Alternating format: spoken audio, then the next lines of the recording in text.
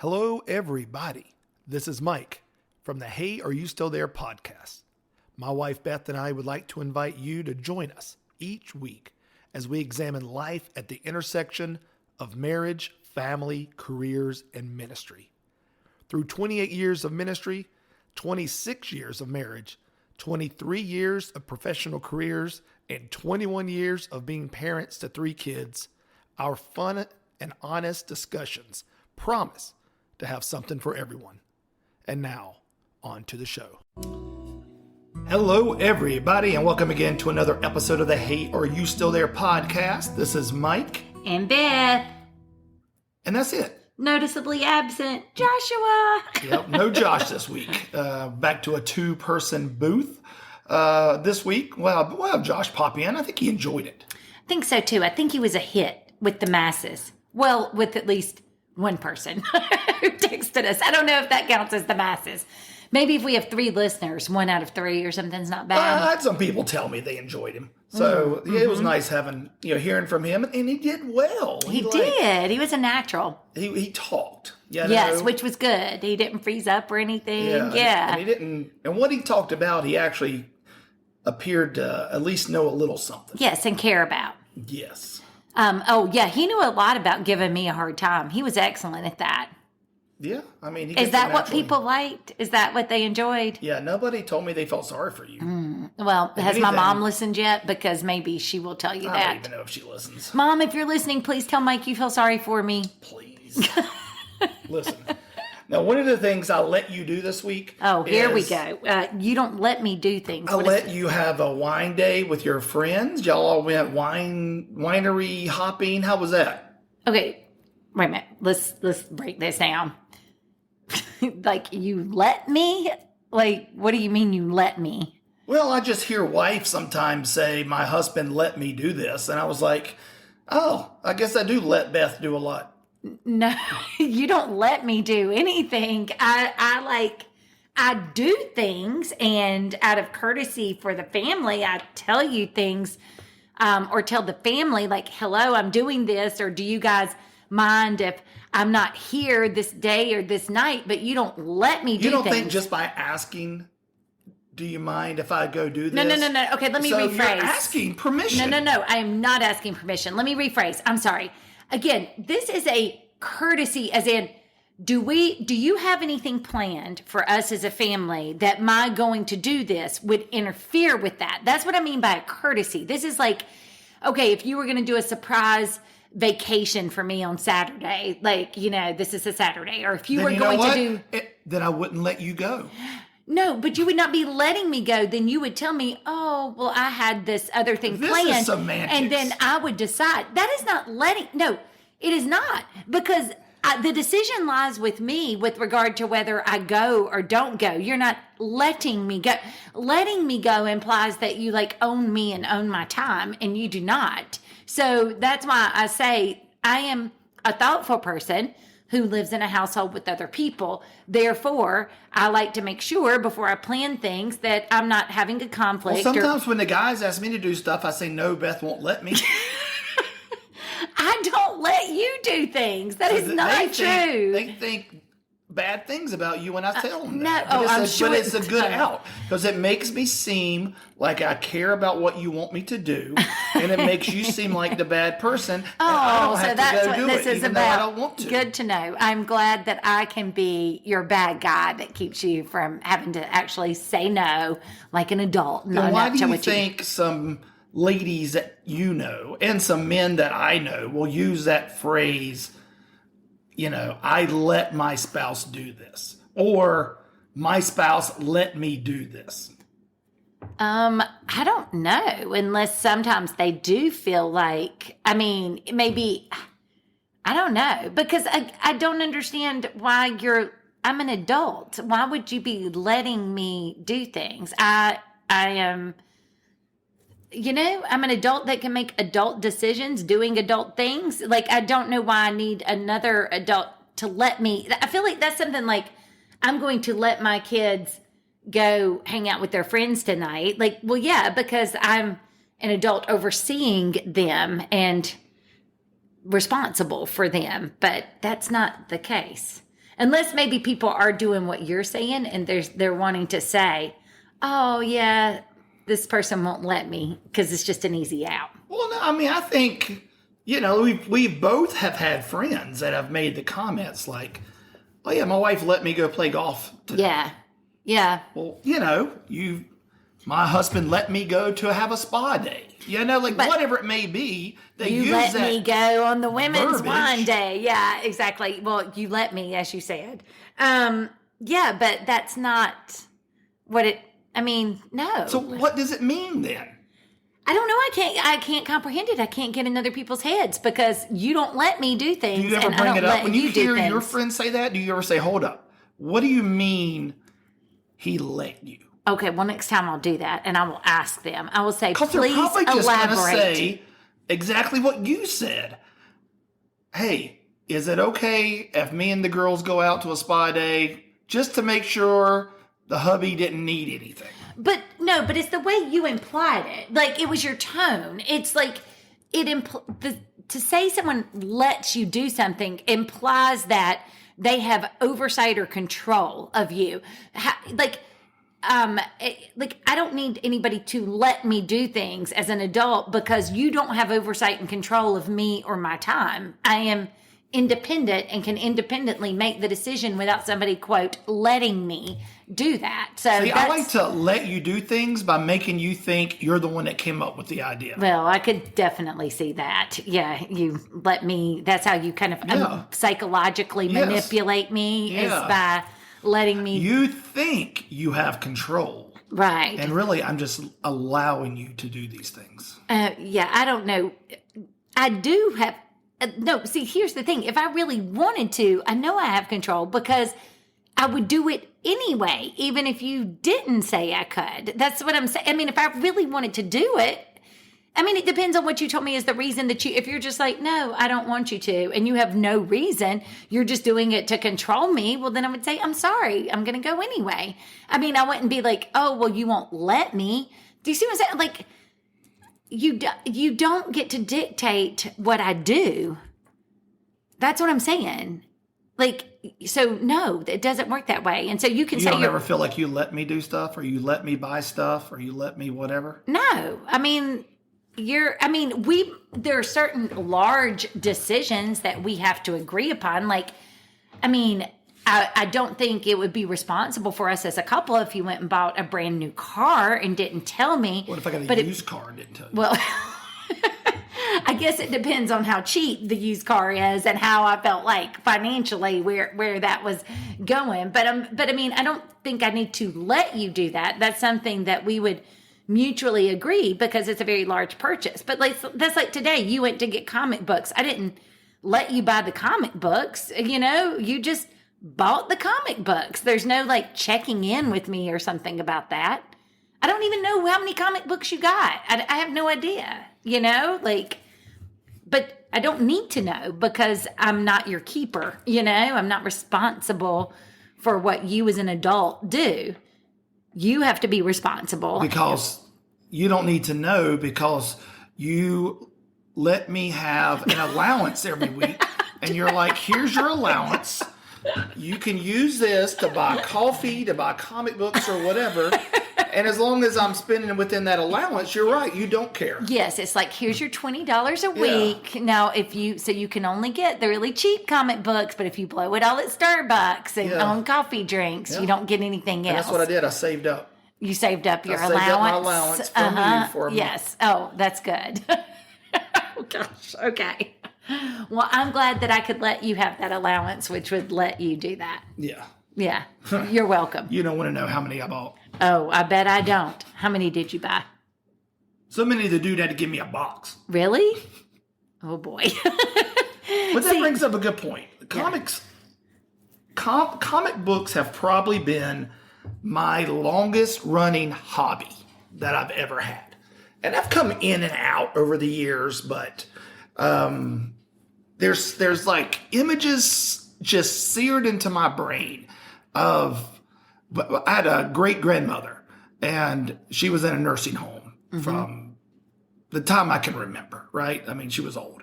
And we used to go visit her on Sunday afternoons. She was the woman that raised my dad because his mom was not in the picture. And so he thought of her like a mother. So we'd go visit her on Sundays. And I remember like seared into my brain, like sitting there in her room while my parents were talking to her, reading comic books. Like my parents would buy me, back then you could get a pack of 3 for 50 cents or something, whatever. And I would just sit there and read these comic books while my parents hung out with my great grandmother. Mm-hmm. And so, I've been collecting comic books 45 years probably, Wow. I'm like, I haven't collected. See, that's the difference in you and me. Like, I think this is partly my ADHD, but like, I have collected things, but then I lose interest in the collection and it ends. And there's nothing I have collected that long. Right. Yeah. So let's talk about hobbies. Mm-hmm. I was doing a little research recently, and I was like, this whole idea of hobbies is something that I feel like you and I do really well at. Thanks. Yeah, and so we excel at hobbying. I think we'll make that a verb, hobbying. Yeah. I'm gonna go hobby today. Yeah, and so do you know where the word hobby even came from? No. It came from a hobby horse. Well, that's the first thing. When you said hobby, I thought of the hobby horse that I had as a kid. And what's a hobby horse? If I'm thinking correctly, like my parents still have my own one. It was a horse and it had these little like springs that you bounce. We're even going before that. You probably had. Would this be like the rocking? Before that.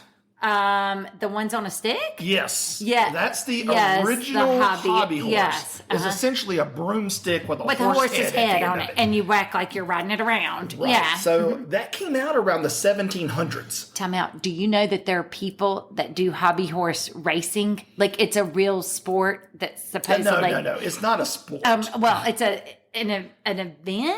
Yeah, and there's also people who dress up like My Little Pony bronies and furries and I'm whatever. Just telling you, this hobby horse racing thing, so people take it really seriously. But anyway, keep going. So the hobby horses were around in the 1700s. So that's where hobby came from. And so hobby was actually a derogatory term for a long time for adults. It was meant as an insult for an adult that was still doing childish things. Oh, okay. Like, that's like you're riding your hobby horse. Yes. Therefore, it's yeah. But then around in the 1800s, it became more popular, and it actually went from a derogatory term to something that now we know it as, which is the word meaning an activity you do with childlike wonder. Okay, I like that. Okay. Yeah, so something that makes you have some joy. Right. And, or learn or be creative. So you had a bunch of Karens out there yelling at people, adults that were just trying to have fun.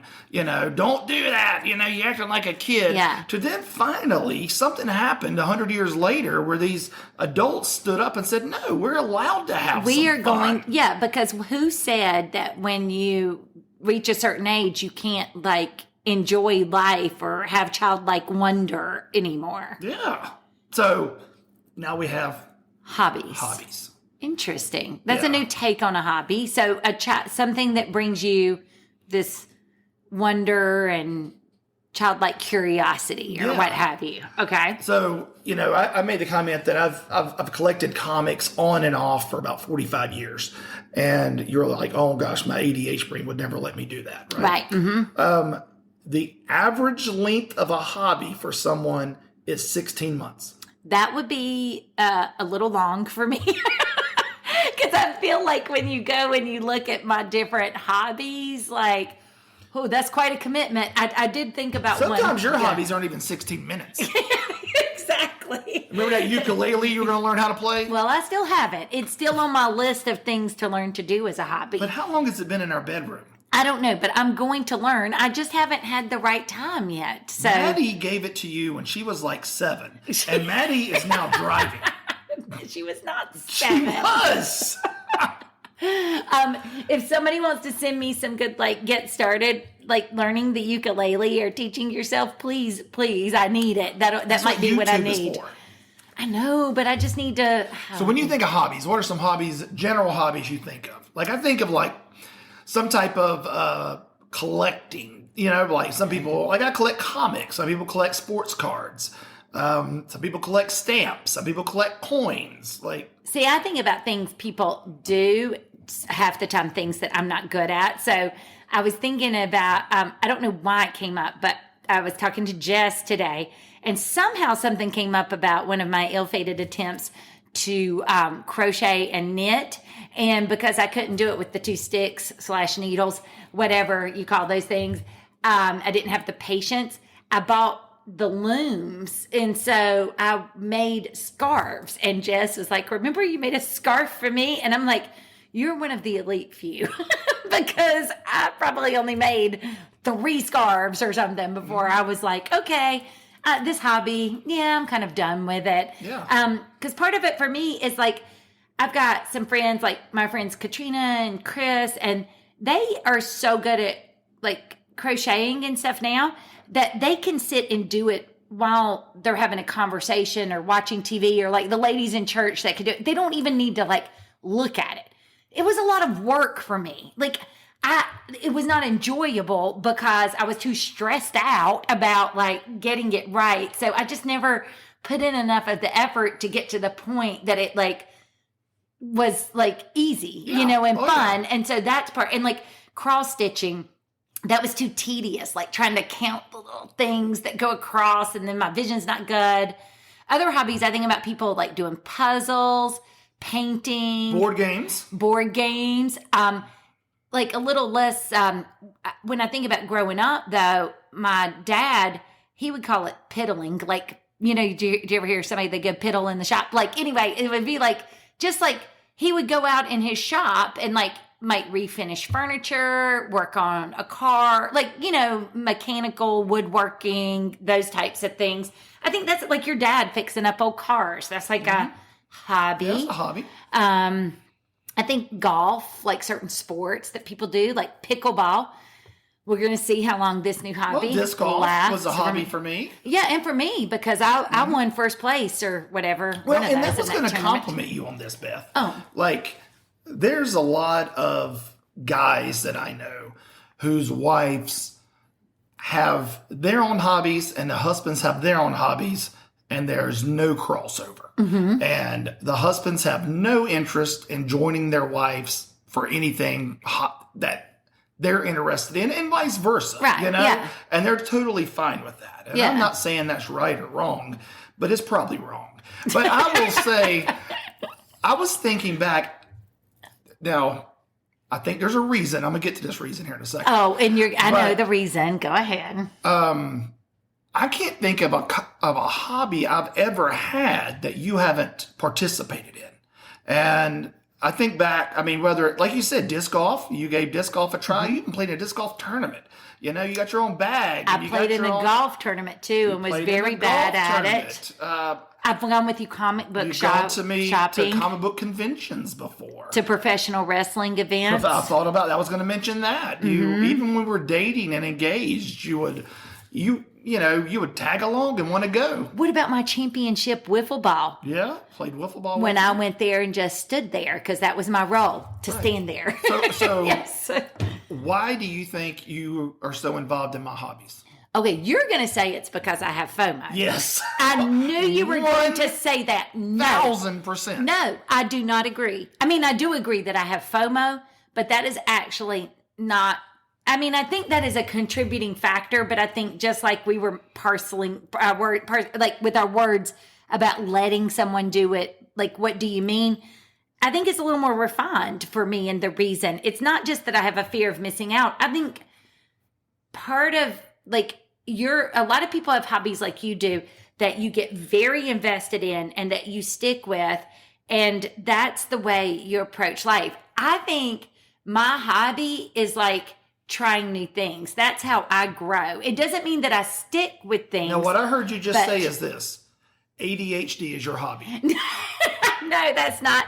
I'm just saying that, like, my brain just gets bored after a while. But for me, and I've always known this about myself, I never, even when I was choosing a career, that was what scared me off from like getting like a PhD in chemistry, because I realized that you would learn everything there is to know, like about one cell or something like that, or one one type of thing. You would become a super specialized expert.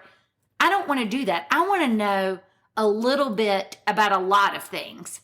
But then there's other people, they want to know a lot about one little thing, but I'm different. I don't mind having more of a surface knowledge of a lot of different things, because that keeps me engaged and keeps me interested.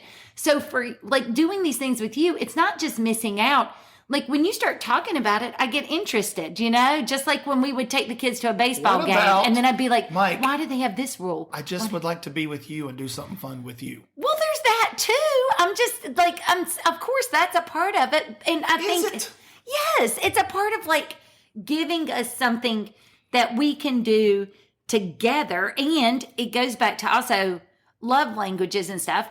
Quality time is one of mine. So I feel like doing things with people that they enjoy, I learn things about you in doing that. But I'm learning something new when I do it, but I'm also learning something about you, and it gives me even more to be engaged and talk to you about. So, for example, if I never play disc golf, I don't understand, like there's the different techniques for how to throw a disc. But then if I've tried it and you're telling me about how you threw a disc, I can better comprehend what happened to you on the disc golf course when you tell me a story. So when I've actually I'm just tried a giant science experiment. No, no, I'm like. So anyway, let's just. But I'm just saying, like, I like the connection that it gives me doing something with someone. I think not only do I learn something new about what I'm trying, but it gives you a different insight into that person that you're doing it with when you're doing something with them. Yeah. So I like that. I think for me, the hobbies I've had, like I like hobbies that are physical, within reason. I'm not going to go mountain climbing. Right. Yeah, but I like pickleball a lot. Yeah. I think it's got to be somewhat competitive. I played soccer forever. Disc golf. Right. Is there but I think about what I love, like collecting albums, comic books. I'm like any other boy in America, collected baseball cards at one point. And for me, it's not even about having them as much as the thrill of the hunt. Like finding that one card that you can't find, or that one special Spider-Man comic. That's what was so cool about the comic show that I went to recently. It was a comic book store. They had this massive blowout of like this. People bring them stuff all the time, and they'll pull out the big dollar stuff, and then the rest of it they just put in They put in boxes, and then we'll get to it eventually. Well, they never get to it.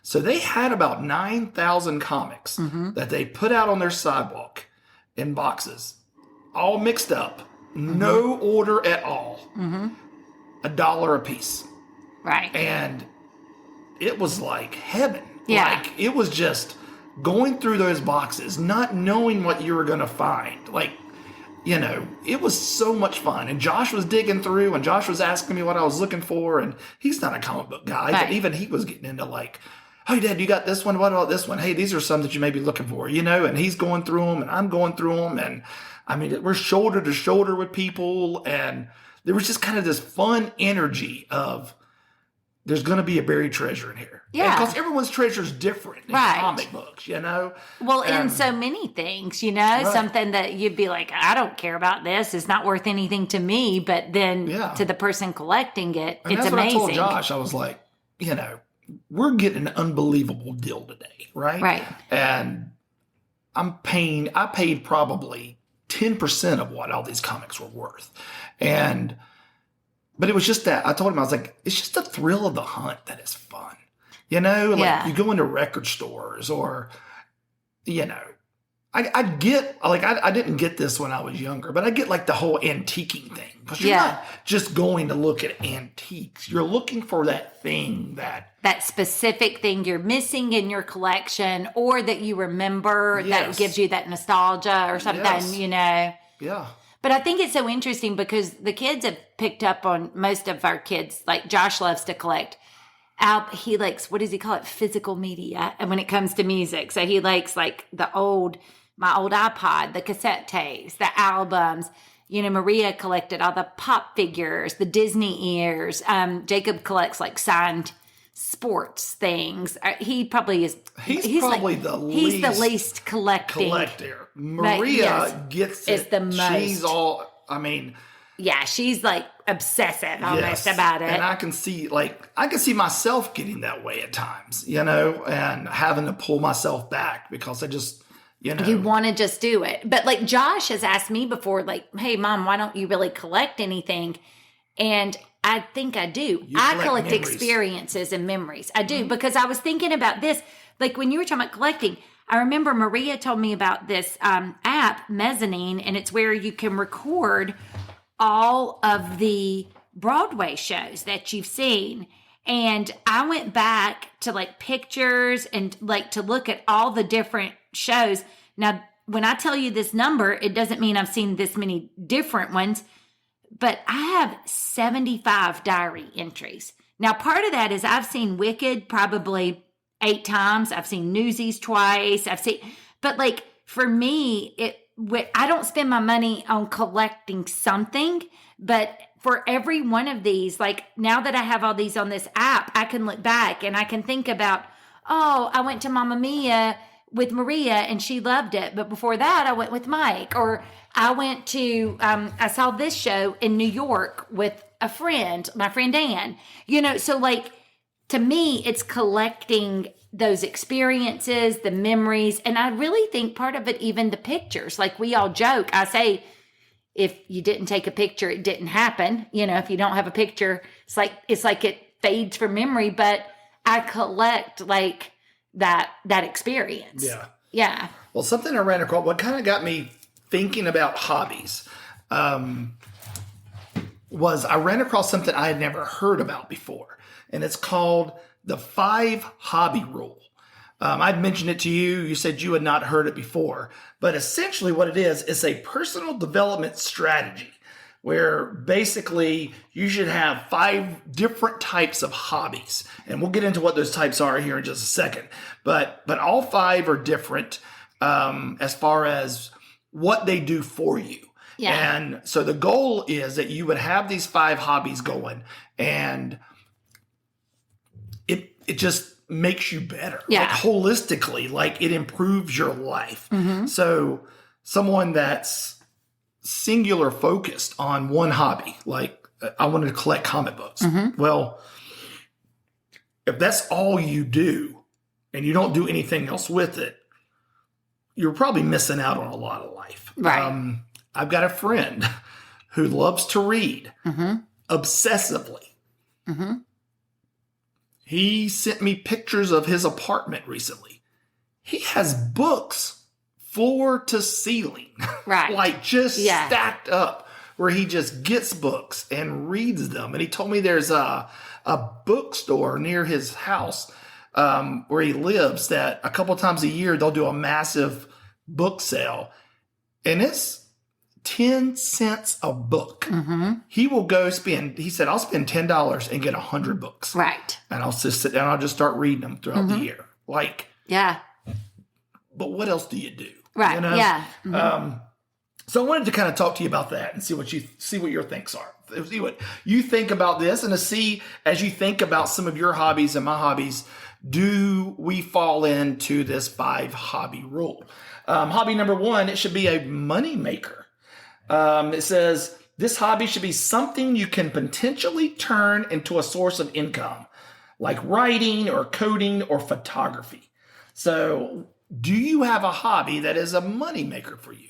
Well, I've always loved like the teaching aspect and putting together presentations and stuff. And so I don't generally get paid to do the speaking engagements, but what has happened in the past is they Like, for example, if I'm speaking to a group of lawyers, they waive the conference fee, or they'll pay for my transportation. Yeah, they'll pay your travel, your hotel room. Exactly. So that has monetary value. And so for me, I think... And you like to travel, which we'll get into. Maybe that's probably a hobby. Right. So it kind of checks off that. And the teaching on the side is like an extra thing. So I think for me, probably, speaking, teaching, some of the I don't really make money per se, but I probably could.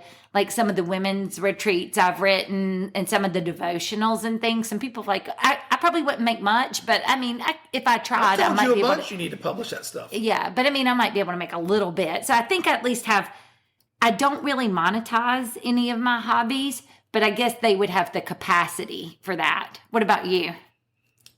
Well, you could sell some of your collections. And I do. Yeah. And that's exactly what I do. And, well, some people make that their entire side hustle is like buying and selling stuff on eBay or things. Yeah, and that's when it becomes a business. Yeah, then it's not a hobby. Yeah. So like the money I spent today on the comic books, that was money that I had made by selling other comic books. Right. And so typically what I do is maybe it's Facebook Marketplace or somewhere, somebody will be selling a collection and, relatively cheap, and I'll just go in and buy the collection, pull out the stuff I want, resell it, make the money back or more, and then go buy other stuff. Right. It's kind of like the person that, hey, I'm going into casino with $50. Right. And when I'm at zero, I'm done,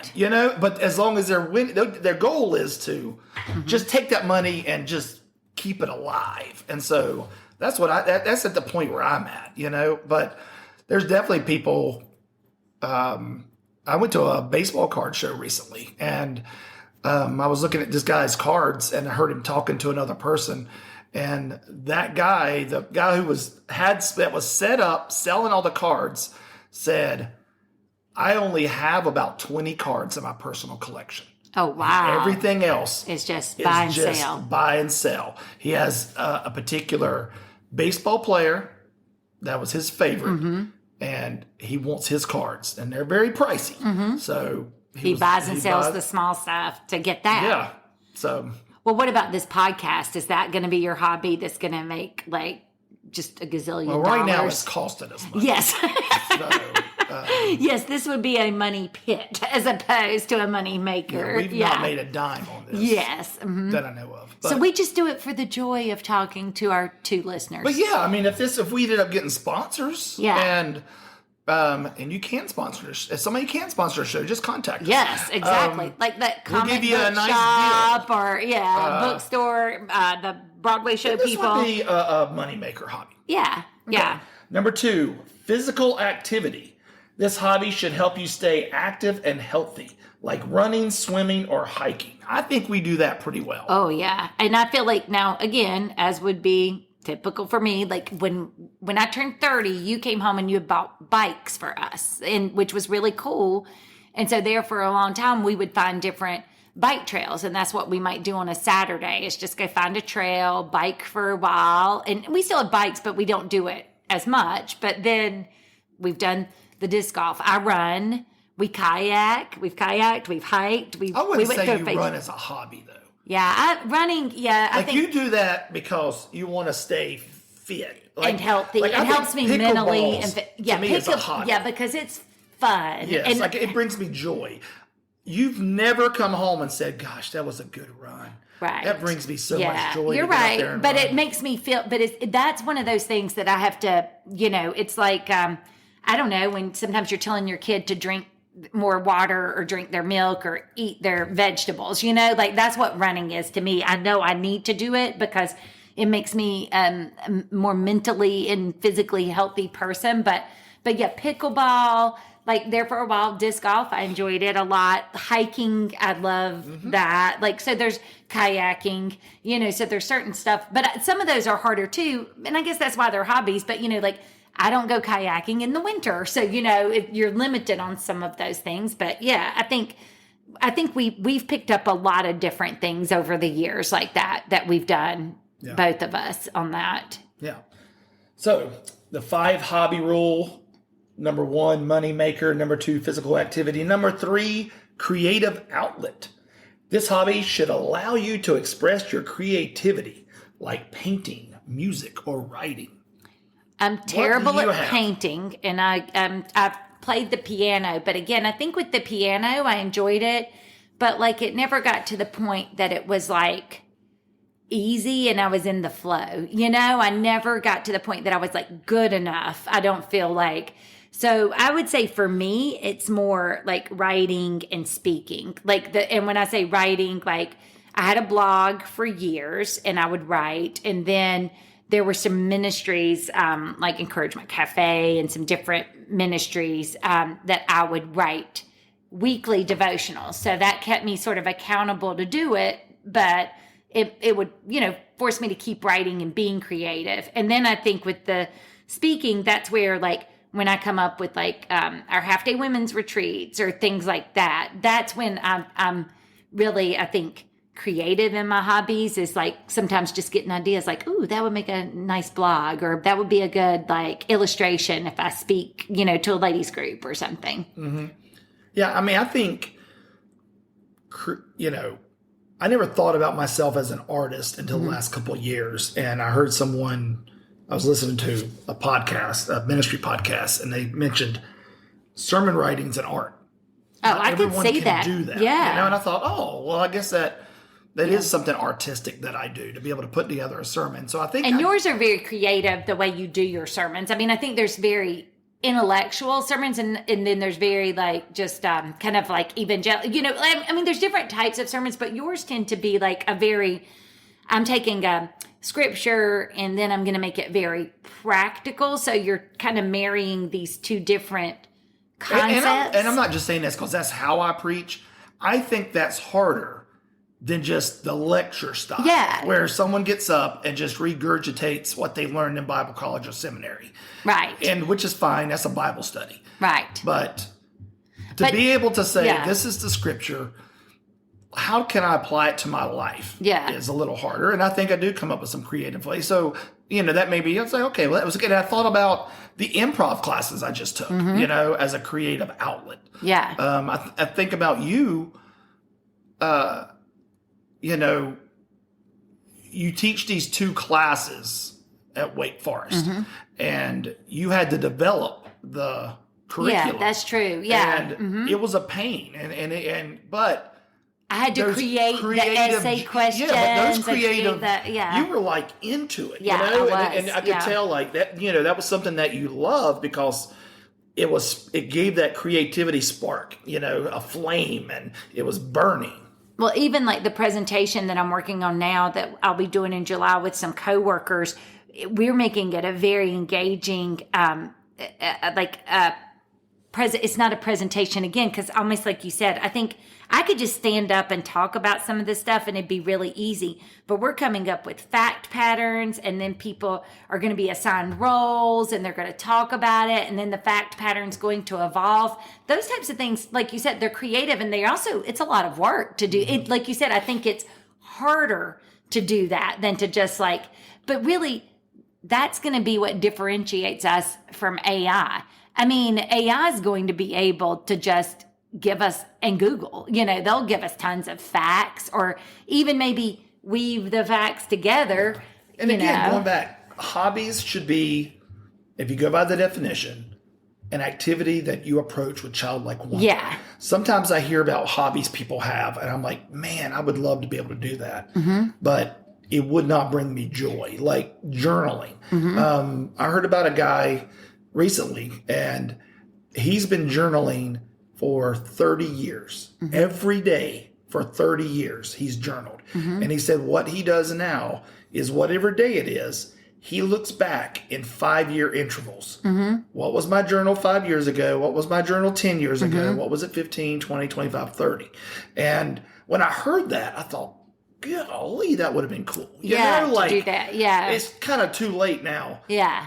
But I don't like journaling. Right. I've tried before. I'm not good at just sitting down and writing thoughts. Like, I just can't. And so that wouldn't bring me joy. So sometimes I think we need to think about that, and maybe our listeners, like, we're talking about hobbies, like a money maker that brings you joy, a physical activity that brings you joy, a creative outlet that brings you joy. And I think that's the problem too. Like you said, I used to think I wasn't creative, but it was more that I wasn't artistic in the traditional sense of like, I don't play an instrument well or sing or, or paint or what have you. But like, we are creative in a lot of the ways that we do these things, and and that applies, I think, to our hobbies. It's kind of like expanding your mind on what you think about as a hobby. Yeah. Number 4, learning and knowledge. This hobby should help you learn new things and expand your knowledge, like reading or taking online courses. So you do that better than me. Yeah, I read a ton. I read all the time. Well, it's young adult fiction. No, and it's listening. So let's not even bring that up. No, if you want to look at my Kindle on my whatever day reading streak on my Kindle, I read actual books. I also I do listen to podcasts. I get in and out on some, and so what I'm listening to and what I'm learning. But I also I've taken a few online classes, but I think about too, one non-traditional thing I think that kind of is learning. You talked about board games before, but that's learning in a way, because I know it's not learning but when you do these games, there's all these different techniques and you're having to learn the rules of the game, and you're having, I think learning can be more than just like, I'm learning facts about how the wind blows or, God, or God makes the wind. But I'm saying like learning can be applied in a lot of ways. I think it could be puzzles. I think just learning a new skill, learning to, like, I'm not going to be learning to cook, but some people might learn to cook something new. I think all of that is like learning, because you're challenging yourself to do something different. Yeah, I do.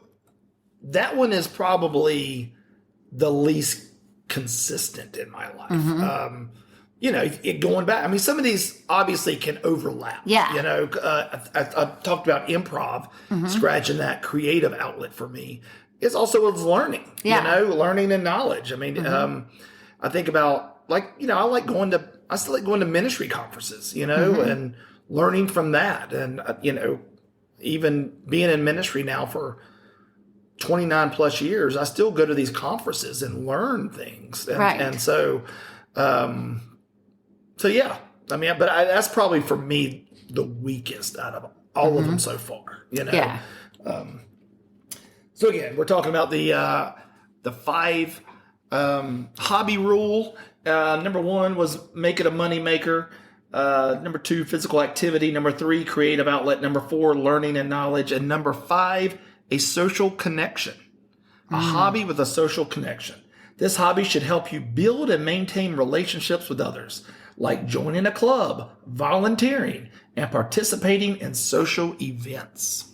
We do a lot of that. Yes. I mean, like, too much. Our service mission trips, helping with youth ministry or college ministry, the Hope Center, volunteering or setting up things. I also think even like small group or book club, any of those, which, as you said, they overlapped. I did think about that too when you were talking about learning, like, keeping your growth mindset, challenging yourself. I feel like book clubs and small groups and things where you're discussing something you've read or something you've seen, even if it doesn't have to be a book club. Like I've heard of people doing like movie clubs and stuff, but it's enhanced, I think, sometimes when you read or see something and then you talk about it with somebody else and you to hear ideas that they had that you didn't, you know? So I think that social piece, I think it helps with the other things because it helps you learn or maybe enjoy your exercise. If you do pickleball with somebody, it helps you do those other things. Yeah. I definitely enjoy doing hobbies with others. Yeah. The comic collection, I'm fine with doing by myself. I don't want people to get bored. You know, if you're not a comic guy too. But so that's what was kind of fun going with Josh because, you know, that's not something he does, but he went along and, you know, but like board games, I got friends that, you know, a lot of these games have a solo mode. Mm-hmm. You couldn't pay me to do a solo mode. That just seems sad. Right. I don't want to sit down and play a board, but it makes sense because people sit down and play a video game by themselves. Yeah. So it's not something that's like abnormal. Mm-hmm. It's just not me. When I think about like going disc golfing, I've disc golfed by myself. It's just not as fun as when I'm with someone. And I'm an introvert, so I don't need a big crowd. Just one person to walk shoulder to shoulder with, just to talk and play. I mean, if I'm doing a hobby, I can't think of a hobby that I usually don't have somebody involved with. And a lot of times it's you, and that's what makes it so fun. Aw, but thanks. Unlike you, I don't have FOMO. I just like spending time with you. I just want to spend time with my wife. Isn't that sweet? Mm-hmm. I may let you spend time with me. I appreciate that. I'll think about it. I'll think about that. So I want to know, Beth, moneymaker, physical activity, creative outlet, learning and knowledge. Obviously, the social connection was scratched today. Yeah. But what did the wine trip do? You went out with a bunch of girls and you went winery hopping. So which of those hobbies would it have fallen into? It was the social because we were together. It was definitely social. We were, it was very active because we had to walk from the car inside. Just kidding. No, it was learning because it was really neat. And like, for example, the first one we went to, the farm was previously tobacco farm, talked about how, you know, tobacco was so huge in North Carolina. Now it's not, you know, and then they converted to grapes, talked about the types of grapes that didn't do well due to rain and the weather patterns that we've had in North Carolina, and then the impact that's had on the wine. So, I mean, just learning like something new and different and trying something new. I think it's also, you know, you talk about like just doing something different, doing something you don't normally do. So even, you know, if somebody doesn't have a glass of wine, I think people still, it was beautiful. You were outside, you know, and spending time with other people. And you definitely didn't make money on it. No, I didn't. Spent a lot of money. I saw you come in with bottles of wine. I didn't feel so bad about my comic books after that. My $1 comic books. Mm-hmm. Oh, okay. Good. Well, but you said you had a whole box of the $1 comic books. I don't know how big this box is. A small box. Okay. So I think what we've learned from your wine day and your multiple hobbies, we can boil it down to 2 hobbies. Like I said before, ADHD is a hobby. And now alcoholism. No, it is and so those are your 2. I love the way that you greatly oversimplify and totally manipulate everything that I just said and that happened. So, that is not correct. I know, I kid. Yes. But I do. I really appreciate you indulging my hobbies, you know? Thanks. Because I always want to say to like dudes, when I hear them talk about, you know, I don't know, whatever it may be, like they don't even include their wives, or their wives don't want to come in something. And I'm just like, you're missing out a little bit, you know? Like I, you know, and I'm not the guy that says your spouse needs to be there and everything. Oh, like, no, we have a lot of things that we don't do together. But it is fun. Like pickleball would be fun, but it's more fun when you're there playing. Yeah. And things like that, you know? And I mean, I think if you're listening and you and your spouse don't have a hobby together, you need to go find one, you know? And maybe it's something brand new that neither one of you do, but go do something, you know? Well, especially too, if you've been married a while and then have kids and work and all of that, you get to this point, if you're not careful. That's why we bought the bikes. You got them when we were 30. We were at that stage with really young kids in diapers, working, and it's like, what do you have to talk about besides like who's dropping off the kids at, you know, preschool, and did you wash the bottles? You know, you get to this point, you have nothing to talk about because your whole life is just this exhausting like treadmill of like work and just responsibilities at home. And so having something, I think, like you said, fun that you can try. And the other thing is, I mean, there's a whole pattern of us trying a lot of things and we like it a while and we don't like it later, or we like it and then we come back to it, but it gives us something to talk about. Like, well, I didn't like this, or I did like that, or I want to know more about this. Yeah. And I think that's what's made it like more enriching, to your point. And I think also trying to find hobbies with your kids that you can connect with. Yes. I think about the hobbies I have, not just with you, but like with Jacob and I. Jacob's our athlete sports guy out of the three kids. And so him and I have spent so much time at sporting events, when he was younger, Carolina Panther training camps, and we'd get there and run and get a good spot right on the fence, and he'd get all these autographs, or we'd go to PGA golf tournaments or whatever it may be.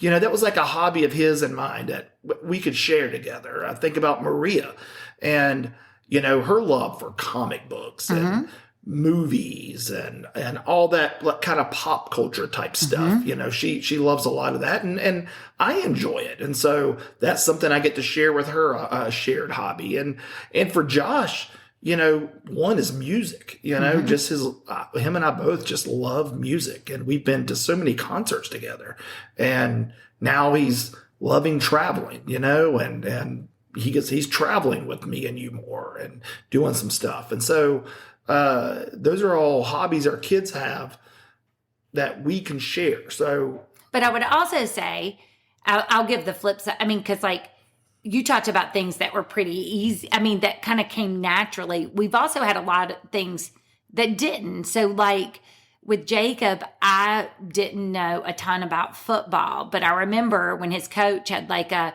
football for moms thing, I went and we went through the different plays they did, and I got in the backyard with Jacob, and I was like, okay, they taught me how to do this footwork, or how to do, whatever. Do you do this? And it just like helped us connect. I was uncomfortable. I felt silly, but it gave me a way to connect with him, in a way I wouldn't otherwise. And like with Maria, I was telling the ladies today about how we were talking about boy bands that we grew up with. And I told them about like this band, The Wallows, that she wanted to see, and how I went with her to South Carolina, and we stood in line for like 8 hours. And then I went into this concert with her, and, for this group that I don't know anything about. And then I stayed after with her to meet them. And then she talked me into doing that again the next night and driving to Charlotte, or like the Disney or the wrestling. I was never like a huge professional wrestling fan, but when she was really into that, taking her to that. And then like with Josh, I loved the outdoors and nature, and Jacob and Josh both do too. But Josh loved insects, and that really stretched me because I was terrified of spiders and things, and he would catch spiders in his hands and like have them, and show them to me, or like we would go places and he would be like, well, you can pet this tarantula, And so I think it's like, to your point, does that mean that I'm necessarily experiencing the childlike wonder when I'm touching a tarantula and I'm deathly afraid? No, but it is a wonderful thing to learn about something and experience something with someone you love. Yeah. And I don't think it's about forcing your kid into your hobby. Right. Like all of those things I described with Jacob, Maria, and Josh were all things they naturally gravitated to. Yes, that you just happened to like too. Yeah. Yeah, and so it worked. And maybe they picked it up because I liked it, but I never forced it. Exactly. And because there's a lot of things you like that they didn't pick up. Absolutely. That we've said, hey, do you want to do this? Nope.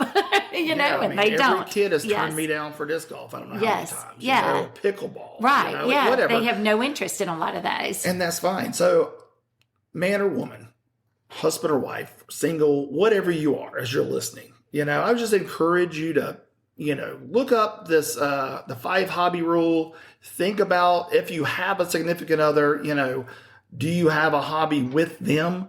If you have kids, are you doing hobbies with your kids? Find out what your kids are interested in and maybe join them in their hobby.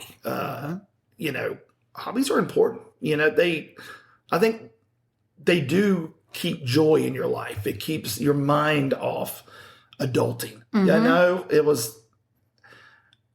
I know I keep going back to this comic book thing, but like today, just sitting there going through all those boxes of comics took me back to, there was this used, I hadn't thought about this in 30 years, but there was a used bookstore that was pretty close to where my mom used to grocery shop.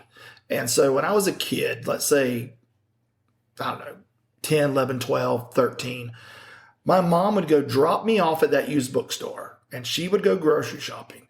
And I would just sit there on the floor and just go through all their comics. Mm-hmm. And I think that dude sold them for like a quarter a piece, you know? And mom would be like, all right, you can buy $1 worth, you know? Yeah. And she'd give me $1, and, you know, and I'd find 4 that I wanted. And, but I would go through them, and he was always getting new comics, but he had all kinds of books there.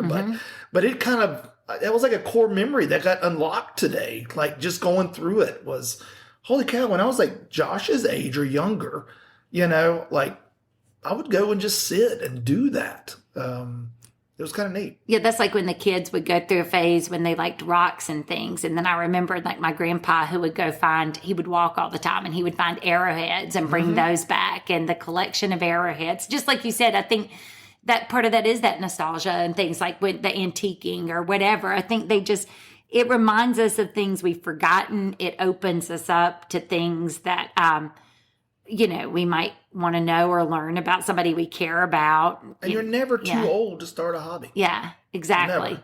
You could even start journaling every day. I can't. But I'm just saying, you could if you wanted to. Yeah. Yeah. So, all right. So go get a hobby this week.